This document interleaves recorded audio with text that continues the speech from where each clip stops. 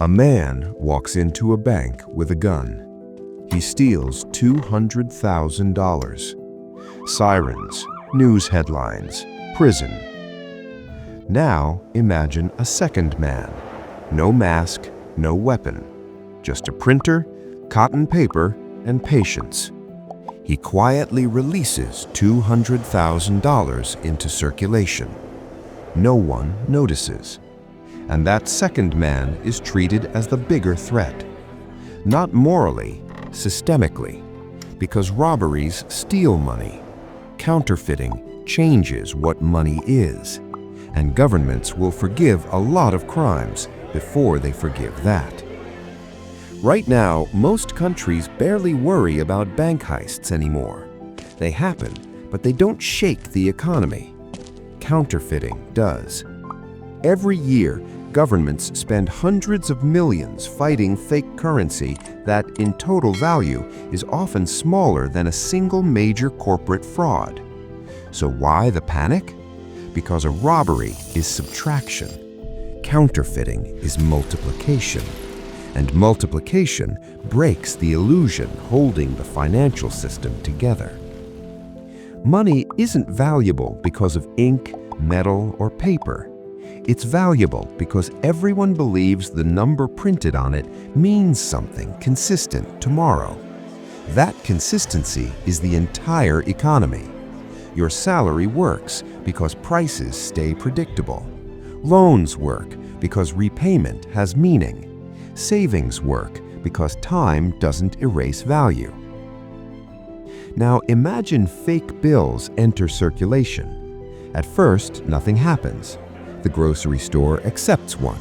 The taxi accepts one. A small business deposits them. Each person trusts the previous person checked it. No one did. This is the dangerous part. Counterfeiting spreads socially, not mechanically. A robbery ends at the vault. Fake money travels at the speed of trust. Here's the quiet nightmare governments worry about. Not losing money, losing measurement. An economy is basically a giant measuring system. Money measures effort, time, resources, risk. If counterfeit bills exist in unknown quantity, prices stop meaning what they should. Businesses can't tell if demand is real or artificial. Banks can't tell if deposits represent actual production. Central banks can't read inflation accurately. And once measurement breaks, policy breaks. Interest rates become guesses. Stimulus overshoots. Recessions deepen for reasons nobody can diagnose.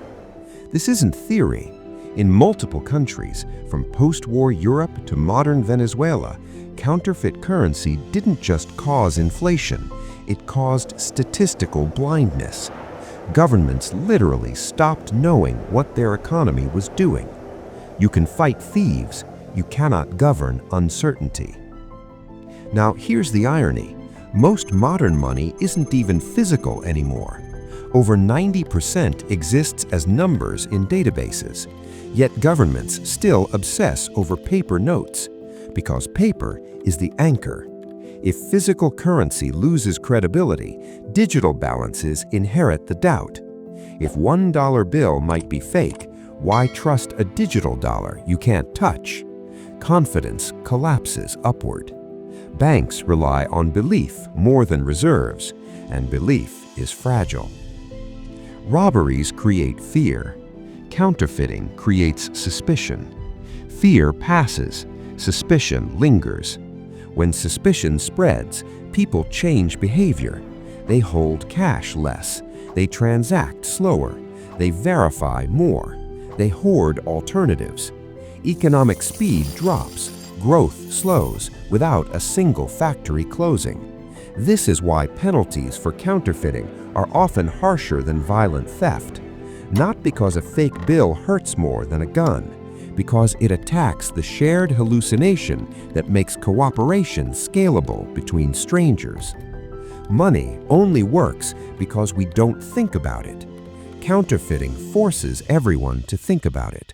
And once people start questioning money, they start questioning everything tied to it. taxes, debt, contracts, banks. History shows governments survive crime waves.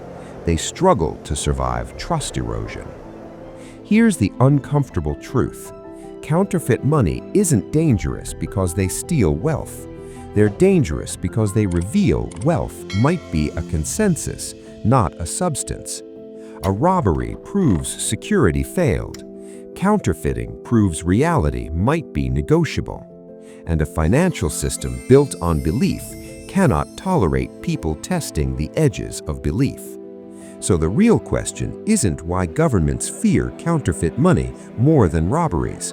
It's this: if a few convincing pieces of paper can destabilize an economy, how much of money was real to begin with?